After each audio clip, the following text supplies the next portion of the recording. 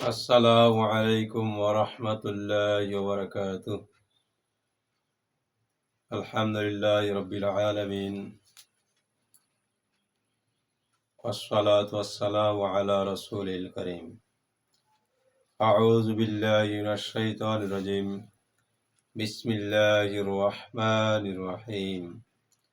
আল্লাহু ইয়াদ'উ ইলা দারিস সালাম ওয়া ইয়াহদি মান ইয়াশাউ ইলা সিরাতিম মুস্তাকিম। আল্লাহর প্রশংসা, আলহামদুলিল্লাহ। নবীর প্রতি দুরূদ সাল্লাল্লাহু আলাইহি ওয়াসাল্লাম। সূরা ইউনূস 10 নম্বর সূরা 25 নম্বর আয়াত। আল্লাহ তাআলা এখানে বলছেন, ওয়াল্লাহু ইয়াদ'উ ইলা দারিস সালাম। আল্লাহ তাআলা শান্তির ঘরের দিকে ডাকেন। শান্তির ঘর বলতে জান্নাত। জান্নাতের দিকে আল্লাহ তাআলা ডাকেন। ওয়া ইয়াহদি মান ইয়াশাউ ইলা সিরাতিম মুস্তাকিম। আর যাকে চান তিনি সিরাতে মুস্তাকিম অর্থাৎ সঠিক পথের পথ দেখান। সঠিক পথ হচ্ছে দ্বীন ইসলাম। এই দ্বীন ইসলামের পথে তিনি হেদায়েত দান করেন যাকে চান। আমরা তো সঠিক পথে হেদায়েত চাই, আল্লাহ তাআলার কাছে প্রতি সালাতেই প্রার্থনা করি, ইহদিনাস সিরাতাল মুস্তাকিম, যে আমাদেরকে সঠিক পথ প্রদর্শন করুন।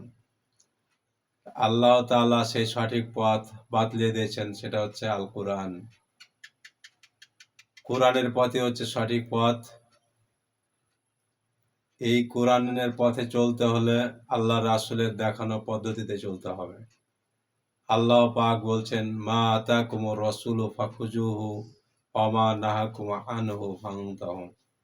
এ রাসূল তোমাদেরকে যা দেন তা গ্রহণ করো, আর যা নিষেধ করেন তার থেকে দূরে থাকো। অতএব আমাদেরকে সেই রাসূলের পদ্ধতিতে চলতে হবে। রাসূল সাল্লাল্লাহু আলাইহি সাল্লাম সালাত সম্পর্কে বলেন যে, আউয়ালু মা ইউহাসাবু বিহিল আবদু ইয়াওমাল কিয়ামাতিস সালাত।